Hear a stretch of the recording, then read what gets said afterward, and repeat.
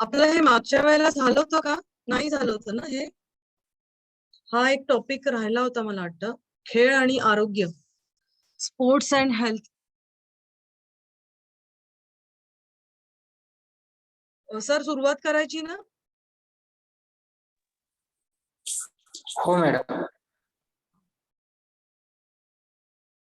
पण मागच्या वेळेला बऱ्याच खेळ आणि आरोग्य खेळ आणि योग याच्यातल्या बऱ्याच काही अंगांना आपण स्पर्श केला होता. बऱ्याच काही अंगांचा अभ्यास केला होता. पण खेळाने आपल्या आरोग्यावरती काय परिणाम होतो, तर ते आपण आज बघणार आहोत. की खेळामुळे आपल्याला मोटिवेशन मिळतं. कारण आपण एखाद्या लहान मुलाला जर खेळायला बोलवलं, तर तो लगेच जातो आणि आपल्याला सुद्धा आपण जर म्हटलं की योगाचा क्लास जॉईन करायचा आहे किंवा स्वतः ठरवलं की घरी करायचं आहे, तर त्या गोष्टी आपल्याला जमत नाहीत. म्हणजे कंटाळा येतो. बरोबर? तर खेळाला कसं एकाबरोबर दुसरं कोणीतरी असतं. एकटा माणूस तर खेळ खेळू शकत नाही. बरोबर सगळेजण असतात. त्यामुळे लहान मुलं लगेच जातात. तसंच मोठ्यांचंही होतं. ज्यावेळेला वर्गाला जातात, तर त्यावेळेला आपल्याबरोबर इतरही जण करतात ते बघून त्यांना मोटिव्हेशन मिळतं आणि मग नंतर एकटं सुद्धा करायला आपल्याला म्हणजे आपण करू शकतो घरी. पण एक जी सुरुवात असते ना, तर त्याला ते खेळामुळे मोटिव्हेशन मिळतं. अँक्झायटी आणि डिप्रेशन कमी करतं. आपल्याला आपण बघितलं की कुठल्याही प्रकारचे ताणतणाव असतात किंवा त्याच्याही ताणतणावांचा पुढे जाऊन जो परिणाम झालेला असतो तो म्हणजे अँक्झायटी आणि डिप्रेशन असतं.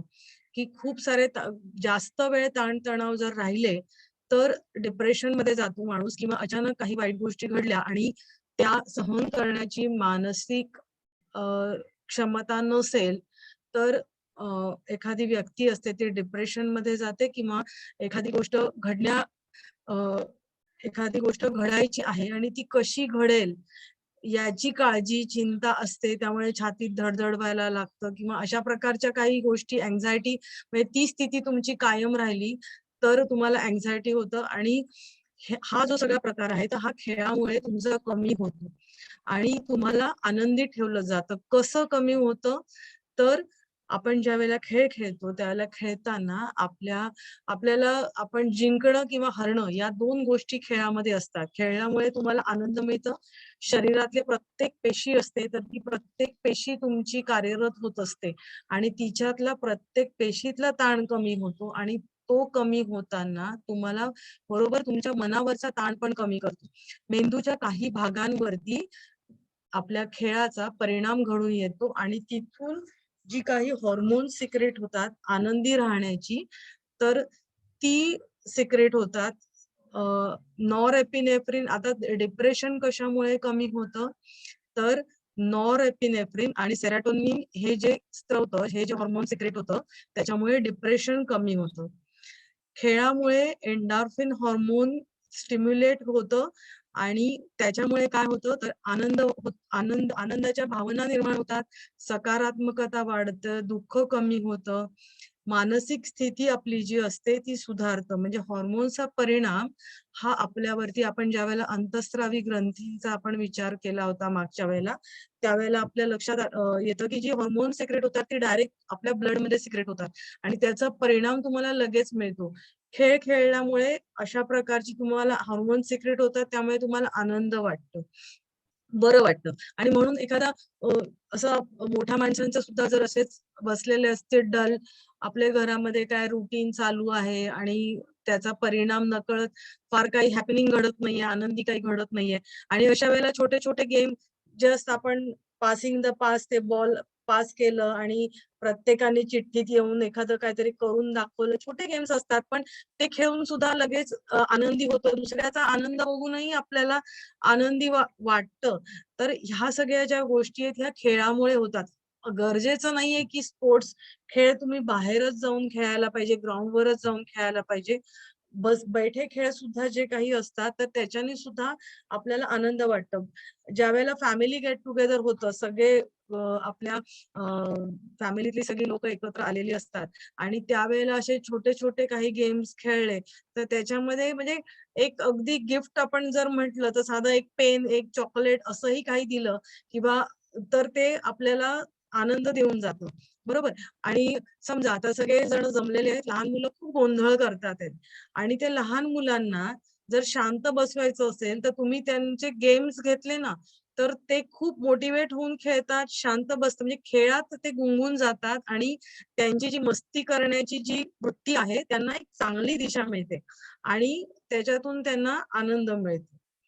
आता खेळाचा आपल्या अजून काय परिणाम होतो तर खेळ आपण बघितलं की खेळ खेळण्यासाठी तुम्ही वेगवेगळ्या प्रकारचे व्यायाम केले जातात किंवा म्हणजे व्यायाम जरी तुम्ही आता साधारण एखादा स्पोर्ट्स म्हणजे एखादा स्पर्धेसाठी म्हणून ज्या वेळेला एखादा खेळ खेळला जातो तर तुमची शारीरिक क्षमता स्टॅमिना एन्ड्युरन्स पॉवर सगळं हे सगळं नीट आपण 6S च आपण मागच्या वेळेला बघितलं होतं तर त्या गोष्टी तुमच्या वाढवायच्या असतील तर तुम्हाला व्यायाम हा करायला लागतो आणि परिणामी तुमचं वजन कमी होतं आणि स्पर्धेसाठीच गेम खेळल्याने वजन कमी होतं असं नाही. लहान मुलं सुद्धा ज्या वेळेला गेम खेळायला अशीच जात असतात, तर त्यावेळेला ती सडसडीत राहतात, पटकन ऍक्टिव्ह राहतात.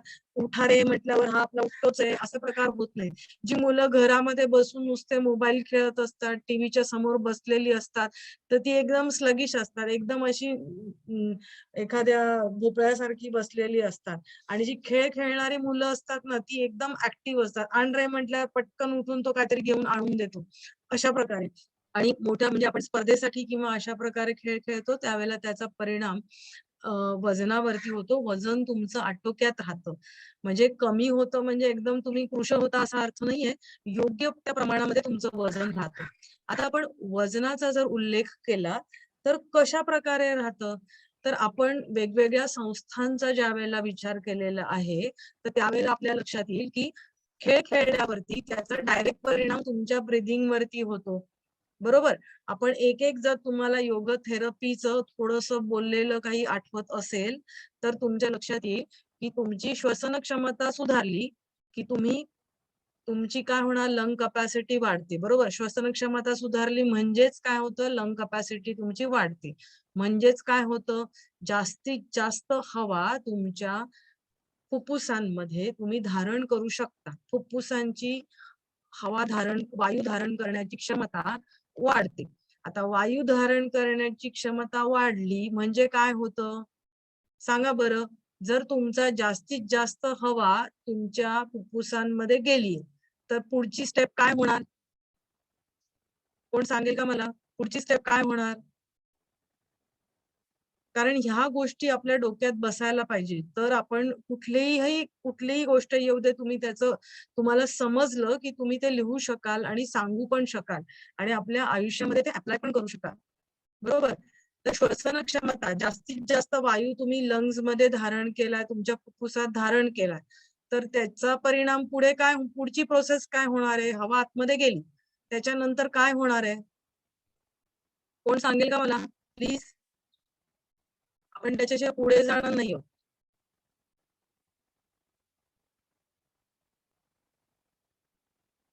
आहात का?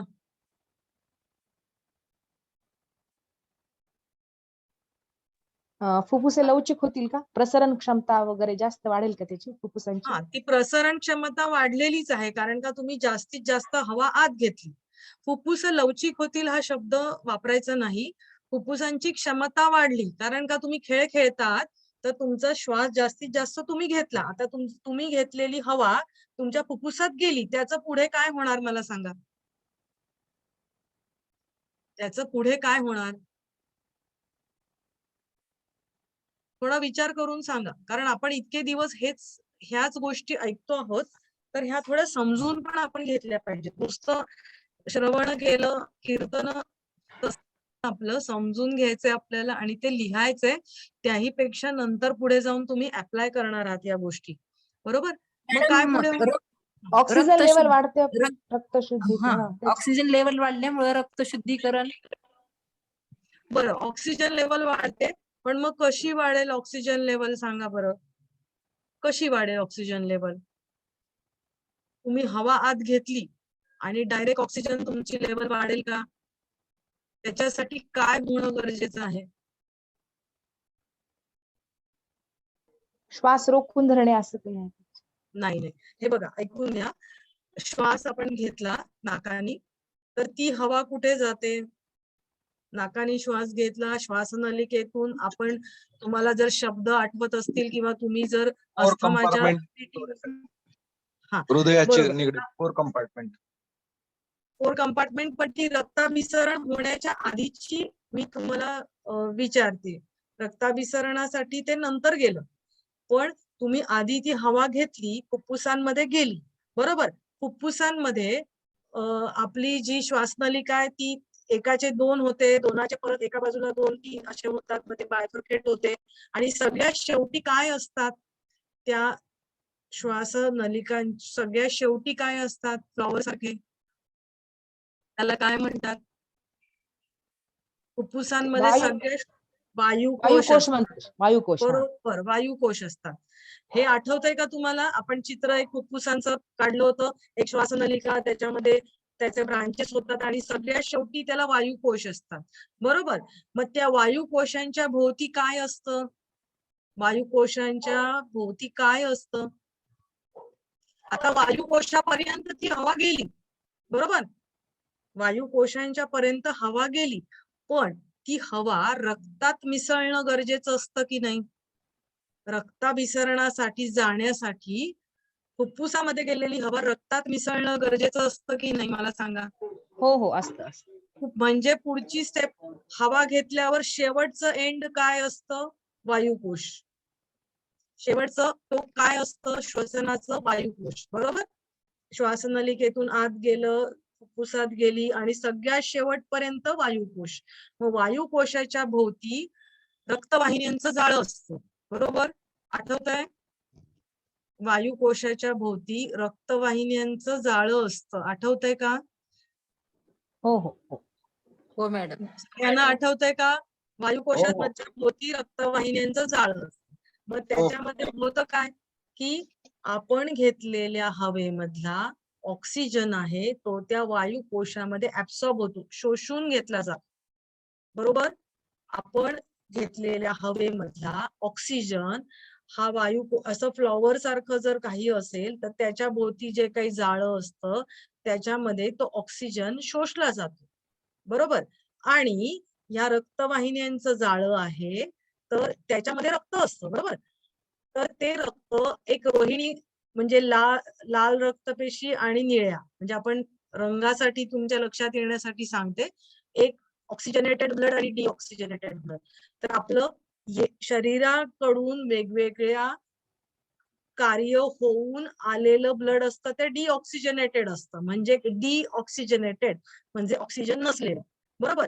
मग ते आणि त्याच्यामध्ये इतरही वायू असतात की जे काही आपण पचन किंवा उत्सर्जन इतर काही क्रिया होऊन जे काही वायू असतात ते पण असतात आणि रक्त पण असतं, त्या रक्ताबरोबर ते आलेलं असतं, तर ते त्या वायुकोशांमध्ये शोषलं जातं आणि वायुकोशांमधला जो काही ऑक्सिजन आहे तो रक्तामध्ये शोषला जातो. वायू म्हणजे वायूची अदलाबदल होते, बरोबर. येतंय लक्षात? वायुकोशांच्या भोवती असलेल्या रक्तवाहिन्यांच्या जाळ्यामध्ये ती अदलाबदल होते, हे लक्षात येतंय का आता? मॅडम आपण पूर्ण श्वास भरल्यावरती तुम्ही जे आपले रक्ताच्या जाळ्या असतात तिथपर्यंत पोहोचता म्हणतात पूर्ण ऑक्सिजन, बरोबर. हा तेच आहे ना म्हणणं तुमचं?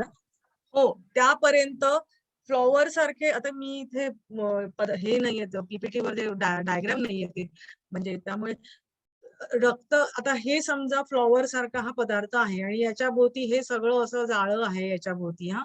तर हे इथून समजा आलेला ऑक्सिजन आहे या फ्लॉवर सारख्या पदार्थात, या जाळ्यामध्ये तो ऑक्सिजन आहे तो शोषला जातो, बरोबर. आणि या जाळ्यामध्ये ऑक्सिजनेटेड आणि दोन्ही प्रकारच्या नलिका असतात त्या वायुकोशांच्या भोवती, लाल आणि निळ्या, म्हणजे चित्रासाठी तुम्हाला थोडस व्हिज्युअलाइज होण्यासाठी सांगते, दोन्ही प्रकारच्या नळ्या असतात, कारण तिथे एक्सचेंज होतं, त्यांची अदलाबदल होते. अदलाबदल कशी होते? शरीरात वापरलेलं तिकडनं सोडायचंय बाहेर आणि बाहेरून आलेलं ऍब्सॉर्ब करून घ्यायचंय, शोषून घ्यायचंय. या दोन गोष्टी घडतात. आता येतंय लक्षात? आपण घरातला कचरा बाहेर फेकतोय, बरोबर? आपण समजा घर बंद आहे तुमचं आणि तुम्ही 8 दिवसांनी आलात, तर तुम्ही काय करता? खिडक्या उघडून देता. खिडक्या उघडल्यावर घरातली जी कोंडलेली हवा आहे ती बाहेर जाते आणि बाहेरची प्युअर एअर तुमची आतमध्ये येते, बरोबर? अशाच पद्धतीने त्या वायुकोशांच्या भोवतीच्या रक्तवाहिन्या 2 प्रकारच्या, ऑक्सिजनेटेड, डिऑक्सिजनेटेड दोन्ही असतात. तर हवेतून आलेला ऑक्सिजन शोषला जातो आणि शरीरांमध्ये वापरला गेल्यानंतर ज्या काही carbon dioxide, nitrogen, nitrous oxide जो तयार होतो तो याच्यामध्ये ट्रान्सफर होतो आणि आपण उच्छ्वास करतो त्यावेळेला उलट मार्गाने तो वर येतो आणि नाकातून आपण बाहेर फेकला जातो, बरोबर? ही श्वसनाची क्रिया झाली. ही लक्षात येते श्वसनाची क्रिया? हो मॅडम. हो मॅडम. आता श्वसन पहिले झालं. श्वसनाचा परिणाम तुमचा रक्ताभिसरण, पुढची काय सुरू होते? रक्ताभिसरण संस्था. त्या ब्लड केशवाहिन्या ज्या काही फ्लॉवर सारख्या वायुकोशांभोवती असतात किंवा त्याच्यातून त्या केशवाहिन्यांमधून तो ऍब्सॉर्ब केलं जातं. मग अगदी केसासारख्या त्या केशवाहिन्या, म्हणून त्यांना केशवाहिन्या म्हटलं जातं. मग त्या नसा मोठ्या मोठ्या मोठ्या होत जातात. जसं एकमेकांना नदी कशा असतात, महानदी होण्यासाठी आधी छोटी नदी, मग मोठी नदी, मोठी नदी, अशा जॉईन होत होत संगम होत होत मोठी नदी बनते. तशाच प्रकारे या नळ्या, आपल्या ज्या नलिका आहेत, तर त्या तशाच वायुकोशांपासून त्या मग पुढे वर येत येत आपण त्या हृदयापर्यंत येतात, बरोबर? म्हणजे ऑक्सिजनेटेड ब्लड आहे ते हृदयापर्यंत येतं. हृदयातून त्या सगळ्या ते नंतर फुफ्फुसांकडे हृदय, एक मिनिट, ते फुफ्फुसांकडचं हृदयाकडे जातं आणि हृदयाकडून मग पूर्ण शरीराला ते ऑक्सिजनेटेड ब्लड पोहोचवलं जातं, बरोबर? म्हणजे काय होतं? रक्ताभिसरण चांगलं होतं. म्हणजे काय होतं? तुमच्या रक्तामध्ये जो काही ऑक्सिजन मिसळलेला आहे, तर अशा प्रकारे चांगल्या प्रकारे ऑक्सिजन मिसळलेलं ते ऑक्सिजनेटेड रक्त आहे, ते तुमच्या प्रत्येक अवयवाला मिळतं, बरोबर? मग ते प्रत्येक अवयवाला मिळाल्यावरती त्याचं कार्य हे चांगलं होणारच आहे, बरोबर? म्हणजे तुमचं पचन सुधारतं. मग तुमचं मेटाबॉलिझम म्हणजे ऍब्सॉर्प्शन, पचन झाल्यानंतर पुढे ते रक्तामध्ये ऍब्सॉर्ब करून घेतलं जातं. मग ते जे रस आहेत ते ऍब्सॉर्ब केले जातात आणि मग ते शोषलेले रस तुमच्या प्रत्येक अवयवांना पोचवले जातात. मग त्यांचं कार्य चांगलं होतं, बरोबर? अशा प्रकारे म्हणजे जे श्वसन क्षमता सुधारते आणि त्याचा म्हणजे आपण जे काही दीर्घ श्वसन करतो, आपण जर योगाचा विचार केला, आता हा आपण खेळाचा परिणाम बघतोय, पण असंच आपण जर योगाचा परिणाम बघितला तर अशाच प्रकारे होणार आहे. दीर्घ श्वसन तुम्ही ज्या वेळेला करता किंवा योगिक श्वसन ज्या वेळेला करता, विभागीय श्वसन ज्या वेळेला करता, त्यावेळेला तुम्ही जास्तीत जास्त हवा आतमध्ये घेत असता, बरोबर?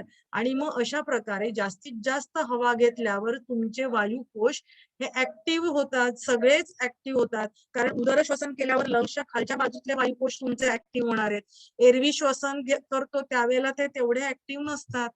आणि म्हणून ज्या वेळेला आपण दीर्घ श्वसन, जर एखादा विद्यार्थी नवीन आला आणि त्याला तुम्ही नुसतं बाकी प्राणायाम सोडूनच द्या, दीर्घ श्वसन, विभागीय श्वसन म्हणजे उदर श्वसन वगैरे तुम्ही त्याच्याकडनं घेतलं ना, तरी त्याला बरं वाटायला लागतं, कारण त्याची ऑक्सिजनची पातळी वाढते. मग ऑक्सिजनची पातळी तुमची रक्तामध्ये ती मिसळली तर ऑक्सिजनेटेड ब्लड सगळ्या अवयवांना चांगल्या प्रकारे मिळतं आणि त्यांचं कार्य सुधारतं. हे लक्षात येतंय आता? नसेल हो समजलं मॅडम. तर, कारण का माहितीये, हे तुम्हाला योगामध्ये पण प्रत्येक प्रक्रियेचं असं तुम्हाला विचार करायला लागणार आहे. कळतंय का? कारण नुसतंच आपण वाचून ऐकून जे तुम्ही बघताय ते तुम्ही आपलं लिहून काढलं, आलं तर आलं, मार्क मिळाले, असं करू नका. कारण आपण या वयामध्ये हे शिकतोय तर काहीतरी आपल्याला नवीन माहिती हवी आहे आणि जी आपल्या शरीराशी संबंधित आहे, स्वतःशी आहे, दुसऱ्यांवरती जाऊ द्या, स्वतःशी संबंधित आहे. जर आपण स्वतःला नाही जाणलं तर काय फायदा ना? तर अशा तऱ्हेने विचार करा आणि जास्तीत जास्त समजून घेण्याचा प्रयत्न करा. ओके? मॅडम मग प्लीज, आपल्या मॅडम प्लीज आणखीन एकदा शॉर्ट मध्ये सांगा ना प्लीज. बर, तुम्हाला खेळाच्या ऐवजी तुम्हाला दीर्घ श्वसनाचं सांगू का, की लवकर समजेल? हो मॅडम, दीर्घ खेळाच्या श्वसनाची ह्याच्यात सांगा. दीर्घ श्वास. खेळ आणि दीर्घ श्वसन, खेळामध्ये तुम्ही जास्तीत जास्त श्वास घेता, बरोबर, म्हणजे तुमचं श्वसन क्षमता आपोआप सुधारते. खेळाशी संबंधित जर हेल्थचा विचार केला तर ही अशा प्रकारे तुमची श्वसन क्षमता वाढते. आणि तुम्हाला जास्त वेळ स्टॅमिना तुमचा राहतो खेळाशी जर तुम्ही संबंधित विचार केला तर. आणि जर आपण दीर्घ श्वसनाचा विचार केला तर तुम्ही श्वास पूर्ण घेता आहात. आता तुम्ही इमॅजिन करा, पाहिजे तर तुम्ही स्वतः करून बघा. एक श्वास सोडा, पूर्ण श्वास भरा की तुमचं पोट पुढे येईल, म्हणजे तुमचे लंग्सचे खालचे लोक भरली जातील, चेस्ट एक्सपांड होईल पुढे आणि साईडला, तुमचे शोल्डर अप होतील, म्हणजे स्कंद श्वसन पण झालं, बरोबर, म्हणजे लंग्सचे तुम्ही सगळे लोब्स भरले. एक क्षणभर थांबून सावकाश श्वास सोडा. एक क्षणभर थांबण्याचा परिणाम असा आहे की श्वास सोडण्यावरती तुमचा कंट्रोल राहतो, एकदम भस्कन श्वास सुटत नाही. पुन्हा एकदा करून बघा. एक श्वास सोडा, पूर्ण हवा पोटात भरून घ्या, छाती एक्सपांड करा, शोल्डर पर्यंत भरून घ्या, अगदी पोट, छाती, खांदे. एक क्षणभर थांबा आणि जितका हळूवार श्वास सोडता येईल, म्हणजे सँड क्लॉक, वाळूच्या घड्याळातून जशी वाळू पडते किंवा तेलाची धार पडते, तसा हळूवार श्वास सोडा की तुमच्या लक्षात येईल नेहमीपेक्षा तुम्ही जास्त श्वास सोडू शकलात, जास्त लांब पर्यंत श्वास सोडू शकलात, म्हणजे काय, जास्त वेळ तुम्ही श्वास धारण पण करू शकलात, बरोबर. तर हे केल्यामुळे काय होतं, नाकातून श्वासनलिकेतून आत गेलेली जी हवा आहे ती सगळ्यात शेवटी जे काही वायुकोश असतात त्यांच्यापर्यंत पोचते.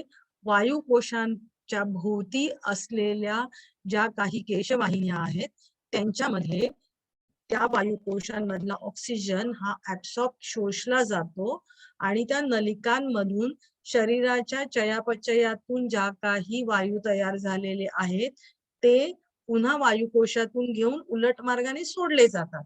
आता हा आपण ज्या काही ऍब्सॉर्ब केलेला ऑक्सिजन आहे, शोषलेला ऑक्सिजन आहे, तो तुमच्या रक्तात मिसळतो आणि पुढे रक्ताभिसरण संस्थेमार्फत तो तुमच्या पूर्ण शरीरामध्ये जातो, प्रत्येक ऑर्गन पर्यंत पोचतो, बरोबर. आणि त्यामुळे तुमचं इतर संस्थांचं कार्यही चांगलं होतं. तुम्हाला मेंदूला जास्त प्रमाणामध्ये रक्ताचा म्हणजे क्वालिटी ते ब्लडची तुमची सुधारते, मेंदूला जास्त ऑक्सिजन आपण पोचवू शकतो. एखादी व्यक्ती जर एखाद्या ठिकाणी बसून आहे आणि काही काम करत नाहीये किंवा एखादा आजारी माणूस जरी आहे, आपण त्याला काही दुसरी योग साधना करू देऊ शकत नाही. तर समजा तो बेडरिडन आहे तर आपण त्याला झोपल्या सुद्धा, म्हणजे अगदी उठून पण बसू शकत नाहीये इतकं सुद्धा जर माणूस असेल तरी सुद्धा त्याला सुद्धा आपण, बाबा तू थोडासा श्वास घे, अगदी सावकाश सोड, त्याच्या क्षमतेनुसार एवढंही केलं तरी त्याला बरं वाटायला लागतं. किंवा एखादा बसू शकत असेल तर त्याला बसलेल्या त्या व्यक्तीला सुद्धा, बाबा तू श्वास, नेहमीपेक्षा तुमचा जास्त श्वास घेतला जातो एवढं तर तुम्हाला नक्की जाणवेल. आणि तो घेतलेला श्वास त्याच्यामुळे बरं का वाटतं, तर ह्यामुळे वाटतं कारण का जास्तीत जास्त ऑक्सिजन हा तुमचा रक्तात शोषला जातो आणि तो पूर्ण शरीरात पसरतो आणि त्याच्यामुळे इतर जे कार्यक्षमता आहे ती तुमची वाढीस लागते. समजलं आता? हो मॅडम, खूप छान, थँक्यू. ओके. पचन तुमचं चांगलं होतं, चयापचय क्रिया चांगली होती. आता पचन चांगलं होतं आणि चयापचय मध्ये तुमचं पचन म्हणजे तुम्ही घेतलेल्या अन्नाचं ब्रेकडाऊन होणं आणि नंतर परत जे काही झाल्यानंतर पुन्हा रक्तामध्ये येणं, म्हणजे दोन्ही गोष्टी त्याच्यामध्ये इन्क्लूड असतात, कॅटाबॉलिझम आणि अनाबॉलिझम आणि कॅटाबॉलिझम, म्हणजे चय आणि पचय या दोन्ही गोष्टी तुमच्या त्याच्यात असतात. तर ते दोन्ही व्यवस्थित होतात, तुमच्या कॅलरीज जास्त बर्न होतात. आपण खेळामध्ये म्हणतो उष्मांक, मराठीमध्ये कॅलरीजला शब्द उष्मांक आहे, तर त्या जास्तीत जास्त तुमच्या बर्न होतात.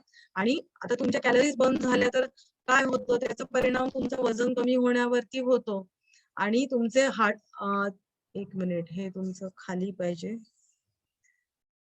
हे इथपर्यंत, म्हणजे याचा परिणाम तुमचा काय होतो, तुमचं वजन आहे ते कमी होतं. पुढचा पॉइंट आहे तुमचं हाडं आणि स्नायू मजबूत होतात. वय वाढलं की मसल मास आहे ते तुमचं नैसर्गिकरित्या कमी होतं. म्हणजे काय मसल मास म्हणजे आपण आपल्या स्नायूंचं जे वजन आहे वजन आहे ना, तर त्याला म्हटलं जातं. म्हणजे आपल्या हाडाला जे चिकटलेले स्नायू आहेत तर ते एखादा हेल्दी जरी आपण माणूस बघितला तरी वयानुसार जर तुम्ही बघितलं तर हळूहळू त्याचं वजन कमी होतं. म्हणजे तो चांगला आहे पण तरी त्याचं वय वाढल्यावरती वजन कमी झालेलं नॉर्मल तुम्ही आजूबाजूची तुमची माणसं बघितली की याला काही दुखणं खुपणं नाहीये पण तरी सुद्धा थोडंफार त्याचं वजनामध्ये फरक आपल्याला कळून येतो. पण खेळामुळे काय होतं की खेळ तुम्ही खेळता योग्य प्रकारचा व्यायाम केला जातो किंवा खेळामुळे आपोआप शरीरामध्ये रक्ताभिसरण चांगलं होतं, तुमचा व्यायाम पूर्ण शरीराला होतो आणि त्याच्यामुळे काय होतं की हे जे मसल मास आहे ना तर हे मसल मास हे तुमचं योग्य प्रकारे कमी होतं. म्हणजे विनाकारणचं कमी झालं असा प्रकार होत नाही. बरोबर? तर याच्यावरती म्हणजे स्नायूवरती तुमचा परिणाम होतो. तुमचे स्नायू आहेत ना ते मजबूत होतात, असे शिथिल राहत नाहीत. हं? आता त्यांनी जे काही रिसर्च काही केलं गेलं आहे या संबंधात तर त्याच्यामध्ये बास्केटबॉल किंवा सॉसर सारख्या खेळांमध्ये बोन डेन्सिटी तुमची म्हणजे वाढते. हाडांची जी घट्टपणा आहे बोन डेन्सिटी ज्याला म्हटलं जातं ते वाढतं आणि ऑस्टिओपोरोसिसला प्रतिबंध होऊ शकतो. ऑस्टिओपोरोसिस हा आजार माहित आहे का तुम्हाला? ऑस्टिओपोरोसिस नाही मॅडम. ऑस्टिओ हा शब्द जो आहे हा हाडांशी संबंधित जेव्हा शब्द येतो त्यावेळेला ऑस्टिओ हा शब्द येतो. आपण बघितलं हार्टशी संबंधित शब्द आला तर कुठला येतो? कार्डिओ येतो. बरोबर? हार्टशी संबंधित आपण म्हणतो ना कार्डियक अरेस्ट किंवा असं कुठलाही शब्द हार्टशी संबंधित आला तर कार्डियक असा शब्द येतो. हार्टशी तसा बोनशी संबंधित आला तर ऑस्टिओ हा शब्द तयार होतो. म्हणजे आता बोनच्या पेशी म्हणलं तर ऑस्टिओब्लास्ट किंवा असं म्हटलं जातं. ऑस्टिओ हा शब्द हाडांशी संबंधित होतो. आता पोर इंग्लिश मध्ये पोरचा अर्थ माहितीये का? पोरस किंवा पोरचा अर्थ माहितीये का? PORE पोर म्हणजे छिद्र. बरोबर? छिद्र. आता आपण भोक नाही म्हणू शकत. छिद्र हे एकदम बारीक असतात. बरोबर?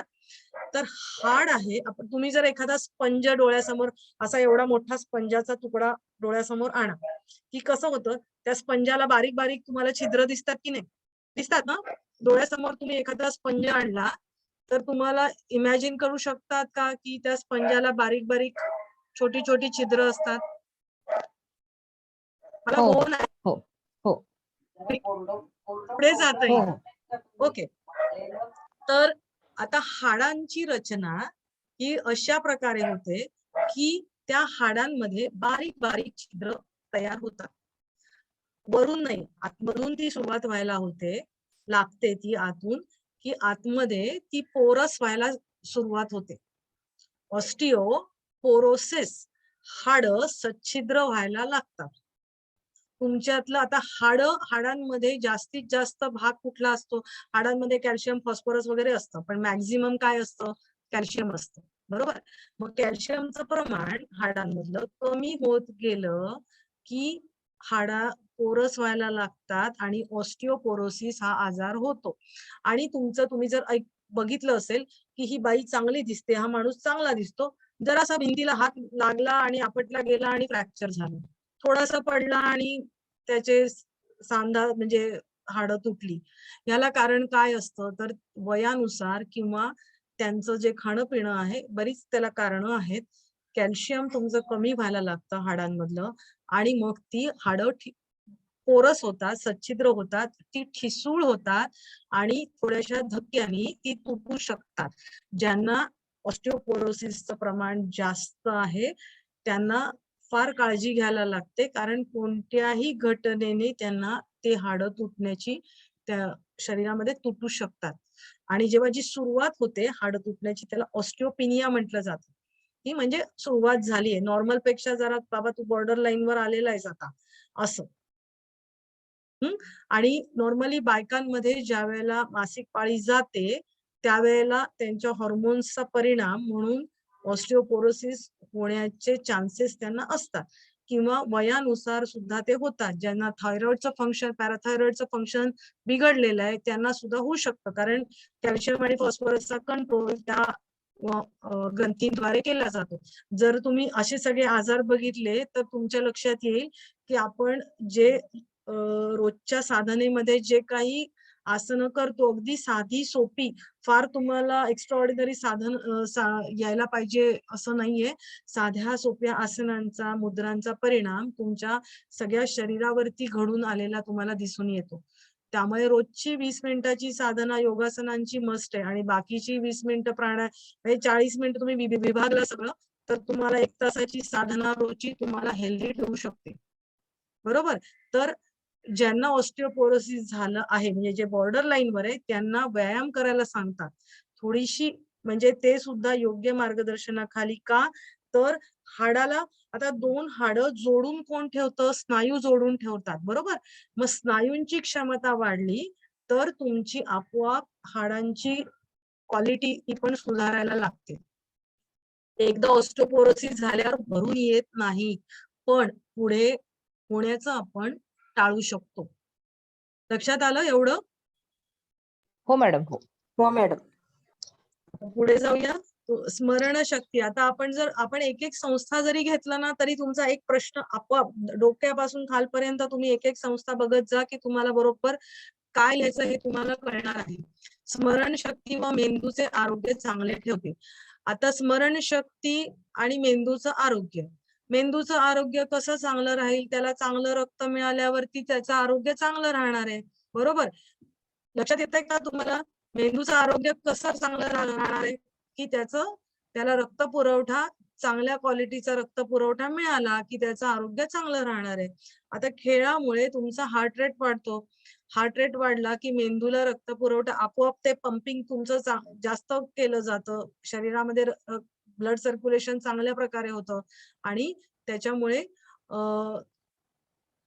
हॉर्मोन आता त्याच्यामुळे म्हणजे रक्त पुरवठा चांगला होतो आणि बाकीच्या ज्या मेंदूच्या म्हणजे नुसता रक्त पुरवठा नाही तर हॉर्मोन सिक्रेशन, हॉर्मोनचा जो परिणाम आहे तर त्याचा सुद्धा परिणाम होतो. तुमचं हॉर्मोन सिक्रेशन स्टिम्युलेट म्हणजे ते सिक्रेट होण्यासाठी ज्या काही गोष्टी आहेत त्या खेळामुळे केल्या जातात आणि त्याच्यामुळे तुमचं ब्रेन सेलची काय म्हणूया मेंदूचे जे सेल असतात त्यांची पण वाढ होते. म्हणजे योग्य वयामध्ये आपण म्हणतो ना खेळामुळे मुलांना खेळ खेळू दिले पाहिजे की त्याच्यामुळे त्यांचे स्मरणशक्तीमध्ये वाढ होते. याला कारण हे आहे की हॉर्मोन सिक्रेशन होतं की जे ब्रेन सेलचं वाढ करतात. त्वचेचं आरोग्य वाढतं, कांती सतेज होते. आता त्वचेचं आरोग्य कसं काय वाढू शकणार आहे? ब्लड सर्क्युलेशन चांगलं होतं त्यामुळे आपोआप तुमच्या त्वचेचं काम काय आहे? आतली जी घाण आहे ती बाहेर टाकणं आणि म्हणजे ब्लड सर्क्युलेशन झाल्यावरती रक्तामध्ये जी अशुद्धी आहे किंवा घामावाटे आपण बाहेर टाकत असतो, बरोबर? मग ती आपोआप बाहेर टाकली जाते जास्त प्रमाणामध्ये आणि जास्त म्हणजे अति नसतं ते. अति झालं कुठले की तिथे माती होतेच. पण म्हणजे रक्त पुरवठा चांगला स्किनला मिळाल्यामुळे त्याची कांती सतेज होते. बायका फेशियल जाऊन करतात किंवा मालिश जे लोक करतात, पुरुष म्हणा किंवा स्त्रिया म्हणा, जी पूर्ण बॉडीला मालिश जे केलं जातं त्याच्यामुळे काय होतं? मालिश केल्यामुळे ब्लड सर्क्युलेशन हा एक त्याचा इफेक्ट आहे की म्हणजे स्नायूंवर वगैरे सगळा इफेक्ट होतो ती गोष्ट वेगळी, पण तुमचं रक्ताभिसरण चांगल्या प्रकारे होतं आणि त्यामुळे तुमची कातडी जी आहे ती सतेज राहते.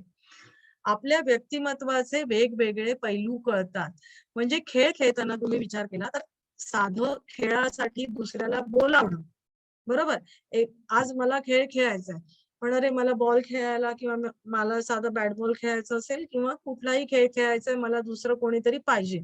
तर त्याला बोलवायला, त्याला तयार करणं हे सुद्धा एक स्किल आहे. मग ही तर पहिली सुरुवात झाली.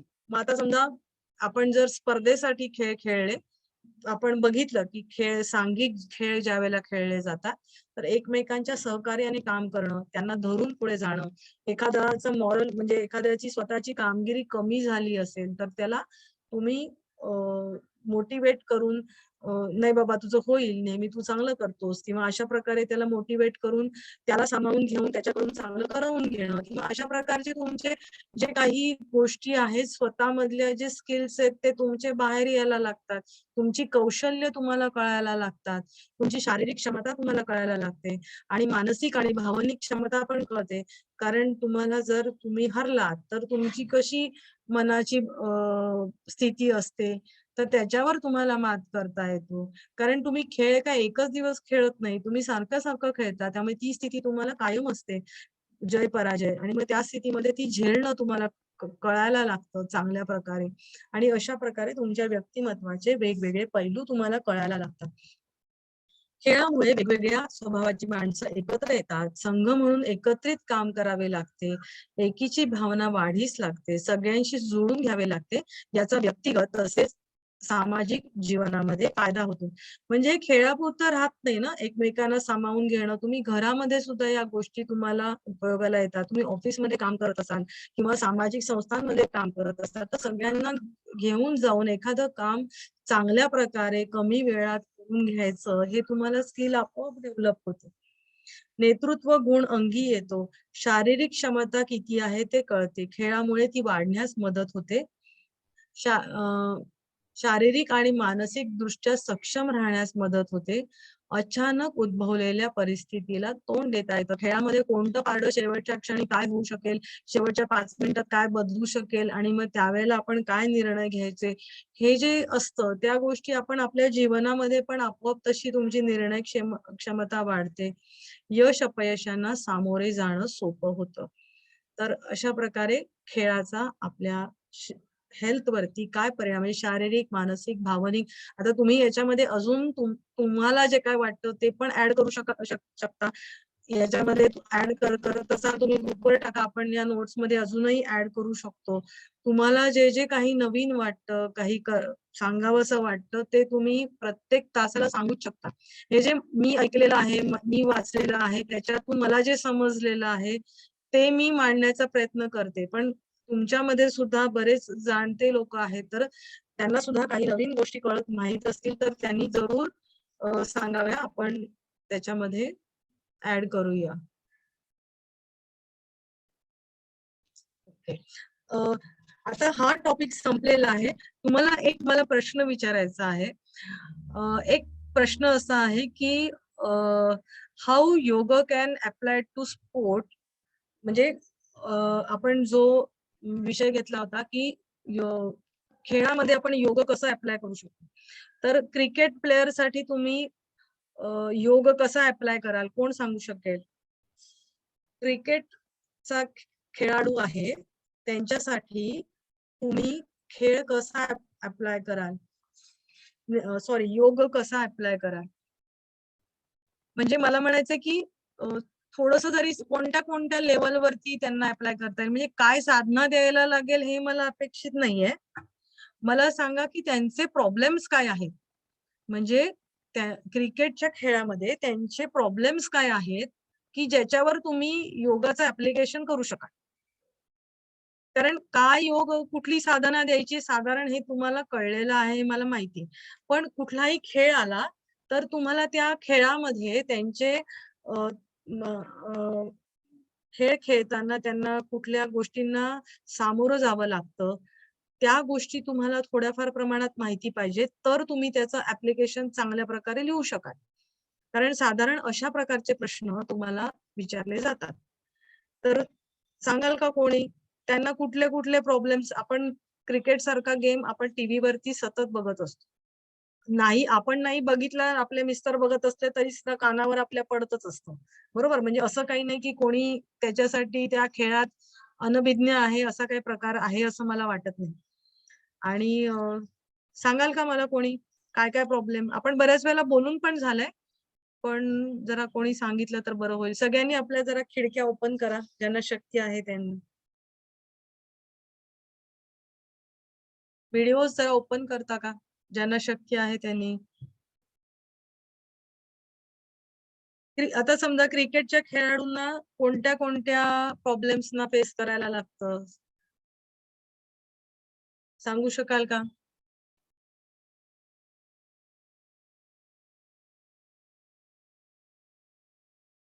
क्रिकेटच्या खेळाडूंना कोणत्या कोणत्या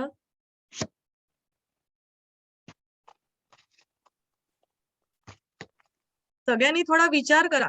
आता हा प्रश्न तुम्हाला अचानक समोर आलेला आहे, तर काहीतरी तरी तुम्ही उत्तर द्यालच, मला नक्की गॅरंटी आहे. ब्लँक तर सोडणार नाही मॅडम, कोणी. शोल्डरसाठी आपण त्यांना सांगू शकतो, हातासाठीचे व्यायाम आपण त्यांना सांगू शकतो, कारण बरोबर. त्यांना- मला हातासाठीचे व्यायाम अपेक्षित नाहीये. मला अपेक्षित तुम्ही जे पहिलं उत्तर सांगितलं ना, की त्यांना बरोबर. शोल्डरच्या दुखापती होऊ शकतात.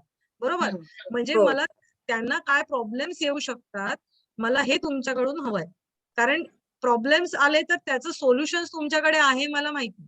पण आधी प्रॉब्लेम्स काय आहे हे कळलं पाहिजे. शोल्डरच्या शोल्डर दुखापती, आता बॉलर असतात किंवा बॅटिंग करताना सुद्धा तुमच्या शोल्डरच्या, तुमच्या एल्बोच्या, तुमच्या रिस्टच्या, बोटांच्या तुम्हाला दुखापती होऊ शकतात. अजून काय होऊ शकतं? रनिंग करत असताना त्यांना पायाचा पण प्रॉब्लेम होऊ शकतो मॅडम.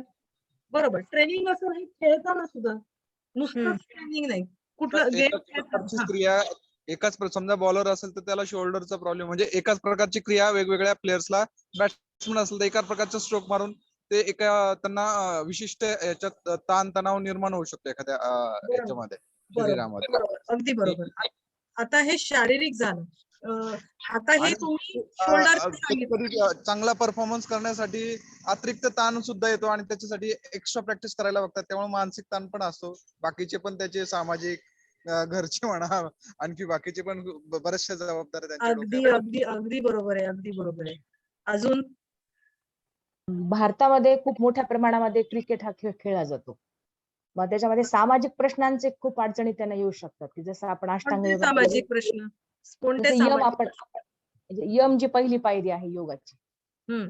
अहिंसा, सत्य, या ज्या काही 5 गोष्टी आहेत, अस्तेय, ब्रह्मचर्य वगैरे, त्या त्यांना सांभाळणं खूप गरजेचं आहे, म्हणजे असं मला वाटतं. पण मग ते सामाजिक आपण प्रश्नामध्ये तुम्ही पण मला तुम्ही उदाहरण सांगा ना. आपण आता तुम्ही हे यम असं तुम्ही मला सांगितलं, बरोबर, ते आहे बरोबर. पण मग तुम्ही यम किंवा नियम कसं, म्हणजे मला उदाहरण द्या. म्हणजे आपण हा खेळ घेतलेला आहे ना, तर मग या खेळाशी संबंधित मला उदाहरण देऊन सांगा. तुम्ही म्हणताय ते अगदी बरोबर आहे, पण खूप उदाहरण मोठे देऊन फ्रॉड खूप मोठ्या प्रमाणामध्ये होतात. अगदी बरोबर, अगदी बरोबर. मग त्या ठिकाणी आपलं मानसिक स्थैर्य जर ठेवायचं असेल तर त्यांना प्रथम यमाची जोपासना करणं खूप गरजेचं आहे. बरोबर, अगदी बरोबर. आता यम झाले, पुढे पुढे आसन शारीरिक बळकटीस आणण्यासाठी आसनाची गरज त्यांना. बरोबर, तुमची स्ट्रेंथ सुधारण्यासाठी. बरोबर. मी प्रश्न विचारला, प्रॉब्लेम्स काय आहे?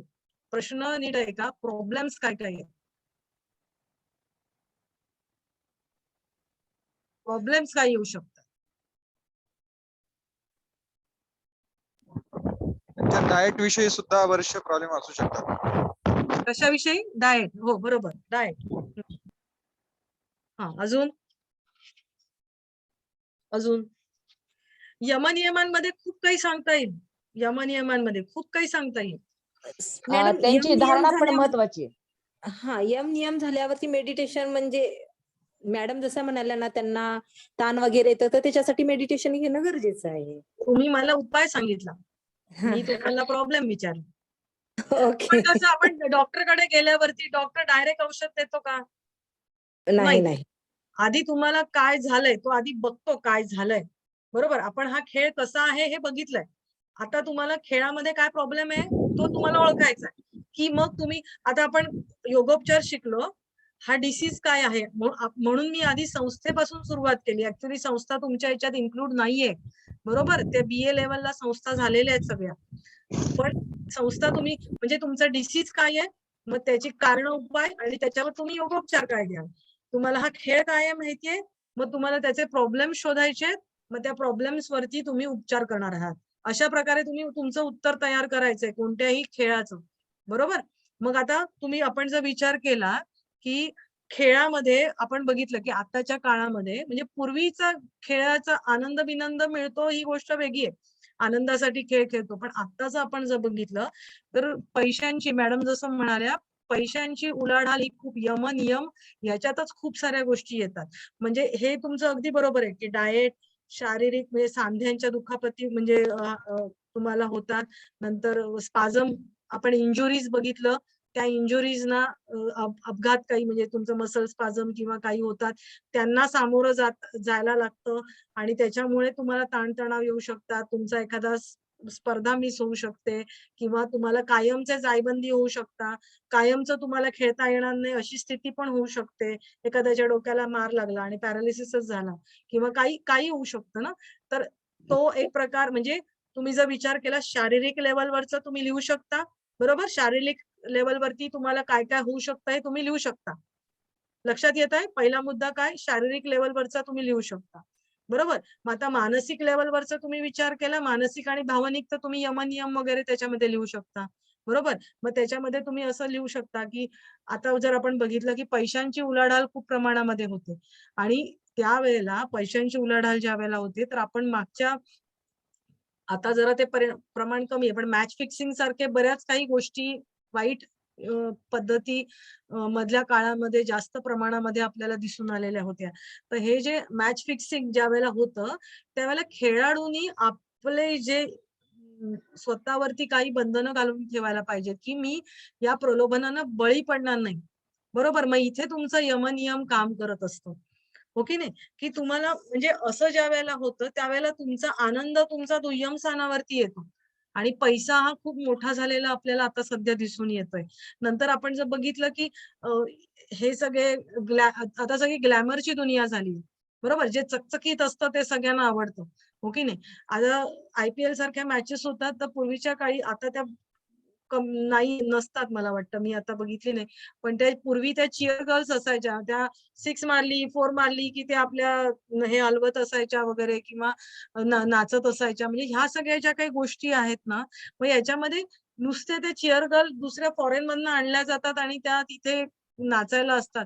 तर नुसतं त्याच नसतात, तर आपल्या देशातले तुम्ही बघाल तर आपले जे काही फिल्म स्टार आहेत, ते पण त्याच्यात सहभागी झालेले असतात. ह्या सगळ्या पैशांच्या उलाढालीमध्ये सगळ्या ज्या काही टीम्स आहेत, तर त्यांचे हेड ते आहेत. ते हेड असणं चुकीचं नाहीये, पण ते ग्लॅमरचा उपयोग इथे म्हणजे ग्लॅमर हे जे आहे याच्यामध्ये हे मोठ्या प्रमाणात आपल्याला इथे दिसून येतं. आणि त्याच्यामुळे काय झालंय, की बाकीचे सुद्धा लोकं ज्यांना एखादा फिल्म स्टार आहे त्याला खरोखर खेळायची आवड आहे आणि तो उतरला गोष्ट वेगळी. पण लोकं याच्यात पैसा आहे म्हणून उतरतात. म्हणजे खरा खेळ आहे तो बाजूला राहतो. म्हणजे हे पण आपल्याला दिसून येतं. तुम्ही बघाल जाहिराती. अ, जाहिरातींच्या मागे किती उलाढाल होत असते. पेप्सीची, कोकाची जाहिरात किंवा इतरही तुम्ही बघता, की त्या जाहिरातीचं आहे आणि म्हणजे इतरही काय म्हणूया कंपन्यांची उलाढाल होतच असते. परत आणखीन खेळाडू सुद्धा जे काही जाहिराती करतात, त्या एकदा तुम्ही एक टॉपला आल्यावरती बऱ्याच कंपन्या तुमच्या मागे लागतात आणि मग त्या जाहिरातींच्या मागे तुम्हाला वेळ द्यायला लागतो आणि मग तुमचं खेळाकडे दुर्लक्ष होण्याची शक्यता ही खूप असू शकते आणि मग त्याचा तुमच्या परफॉर्मन्स वरती परिणाम नक्की होऊ शकतो. दुसरी एक काय ना एक शब्द आहे स्लेजिंग. तर तो क्रिकेटमध्ये वापरला जातो, की अ, त्याच्यामध्ये काय असतं, की जो प्रतिस्पर्धी खेळाडू आहे, ऑस्ट्रेलियाचा संघ हा त्याच्यामध्ये खूप पुढे होता, की त्याला अपशब्द तो एकदम टॉप मोस्ट म्हणजे चांगल्या ह्याच्यावरती होता आणि दुसऱ्या प्रतिस्पर्ध्याला ना आधीच त्याला त्याचं मॉरल डाउन करायचं. म्हणजे आधीच म्हणायचं, "तू काय खेळतो? तुला काहीच येत नाही." असं म्हणजे अशा टाइपचं, की तो अजून खेळाला उतरलाच नाहीये आणि त्याला मैदानाच्या बाहेरच त्याचं जी काही मनाची क्षमता आहे ती घालवायची आणि मग त्याचा परफॉर्मन्स आपोआप मैदानावरती आल्यावरती त्याचा आत्मविश्वास आहे, तो आत्मविश्वास कमी होतो त्याच्यामुळे. हं. तर हे अशा प्रकारे म्हणजे हा पण एक परिणाम त्याच्यावरती होऊ शकतो. परत एक परिणाम आपल्याला दुष्परिणाम म्हणूया, की ज्यावेळेला निवड समिती निवडत असते खेळाडूंना, तर तो त्याच्यासाठी खूप सारं राजकारण असतं, की आपल्याच मर्जीतले खेळाडू घेतलं जाणं किंवा ह्या सगळ्या गोष्टी त्याच्यामध्ये इन्क्लूड असतात. दुसरं गोष्ट असं असतं, की म्हणजे त्याचा परिणाम खरा खेळाडू डावलला जाण्यामध्ये होऊ शकतो आणि त्याचा परिणाम तुमच्या संघावरती होऊ शकतो. नंतर आता आपण बघतो, की पूर्वीच्या काळी ठराविकच सीझनमध्ये क्रिकेट खेळलं जायचं. पण आता वर्षभर क्रिकेट खेळलं जातं. त्यामुळे त्यांना तो फॉर्म टिकवून ठेवणं हे शक्य होत नाही काही काही खेळाडूंना. आणि काही मॅचेस बऱ्या होतात, काही मॅचेस नीट होत नाही आणि त्यांच्या परफॉर्मन्स मध्ये मग खाली खाली गेलेला दिसून येतो. मग अचानक ते खेळाडू गायब होतात. मग पुन्हा ते खेळात येऊन नंतर परत दिसायला लागतात. म्हणजे हे सगळं दिसतं. आणि दुसरी गोष्ट अशी असते की खेळाडूंमध्ये एकमेकांमधले जे संबंध आहेत तर ते त्याच्या दुष्परिणाम म्हणजे ते वाईट असू शकतात. म्हणजे ते जर चांगले नसतील तर त्याचा परिणाम म्हणजे दोन टीम कधी कधी आपोआप पडतात. एक या खेळाडूच्या चमचेगिरी करणारी टीम म्हणजे थोडक्यात आणि दुसऱ्या, आणि मग ते एकमेकांमध्ये त्यांचं कोऑर्डिनेशन नसू शकतं किंवा अशा प्रकारच्या गोष्टी पण घडतात. आणि मग त्याचा परिणाम त्या म्हणजे खेळावरती, तुमच्या सेफ्टीवरती सगळं असा एकूणच घडून येतो. आणि परत शारीरिक ह्या गोष्टी सांगितल्या, ताणतणाव असतात हे आपण बोललो. तर ह्या सगळ्याला मग हा सगळ्यांचा आपण विचार केल्यानंतर त्याच्यावरती योग साधना तुम्ही द्यायची आहे. अन्नमय कोशाची आणि अष्टांग योगाची पूर्ण. बरोबर? अन्नमय पाची कोशांवरती आणि अष्टांग योगाचं ऍप्लिकेशन ते सुद्धा आपण देणार आहोत. आणि अशा प्रकारे पूर्ण आपण त्याचा योगोपचार कसा देणार आहोत ते आपण लिहायचं आहे. आता अशाच पद्धतीने समजा हॉकीचा तुम्हाला जर खेळ आला तर तुम्ही हॉकीच्या खेळामध्ये पण तो खेळ कसा आहे आधी तो समजून घ्यायचा आहे की त्याच्यात काय काय वापरलं जातं, काय काय त्यांचे प्रॉब्लेम्स येऊ शकतात आणि त्याच्यानुसार तुम्ही त्यांना योगोपचार देणार आहात. त्याच्यामध्ये अन्नमय म्हणजे पाची कोशांवरची साधना, त्याच्यामध्ये अष्टांग योग पण इन्क्लूड करायचा आहे. म्हणजे प्रत्येक योगोपचारामध्येच आहे ती गोष्ट. त्याच्यानंतर जर समजा स्विमिंग साठी असेल तर त्याचाही विचार करायचा. पाण्याच्या खाली मग तुमची श्वसन क्षमता धारण आपण सगळं घेतलेलं आहे. आणि त्या सगळ्या नोट्स तुम्हाला मी पाठवेन. मला जरा वेळ नाही मिळाला पण मी त्या तुम्हाला या आठवड्यात नक्की सेंड करते. काही मिस्टेक्स आहेत त्या सुधारून. तर अशा प्रकारे तुम्ही त्याचा लिहिणार आहात. आता इथपर्यंत सगळ्यांना मला वाटतं हा आता पोर्शन आपला पूर्ण योग आणि खेळ हा संपलेला आहे.